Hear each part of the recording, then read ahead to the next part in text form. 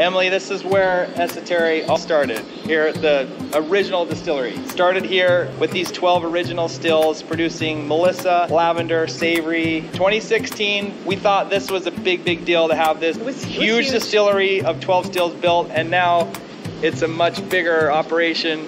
You can see behind us with a huge warehouse where we're storing resins, distilling frankincense and myrrh now, and a whole bunch of other things. Let's show them how it all works, shall we? Let's go.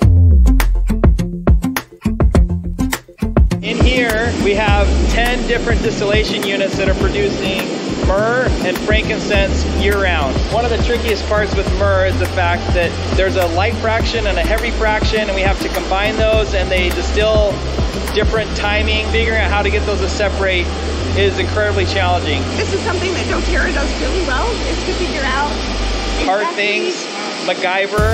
Exactly, how to do really hard things. Going on for about 80 hours. Making sure that we're squeezing like every single drop out of it is critical. This is myrrh, the resin, and the oil.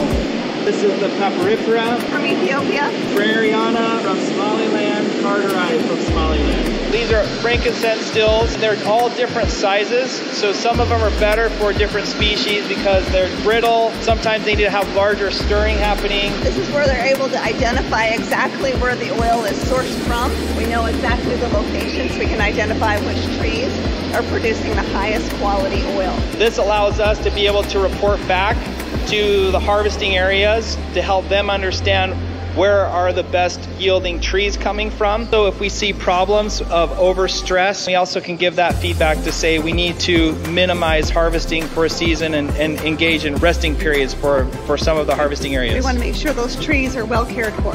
Absolutely. Here behind us, we've got our frankincense stores. Based on seasonality of harvesting, shipping, timing, we'll store the frankincense resins, the myrrh resins, and then have them rotating in and out. Can doTERRA keep up with the growth? Absolutely. This is the exciting part. But it requires a ton of work and coordination. A lot of planning. A lot of forecasting. But we want to help more small-scale farmers here in Kenya, all over the world. When we were getting started, we were having a hard time convincing farmers that we were real, that we were going to honor our contracts and commitments. And now we have a huge waiting list, and really they can trust us, they can count on us in the bad seasons and in the good seasons, and we're very proud of the work that's gone into making that happen. This is a climate controlled room.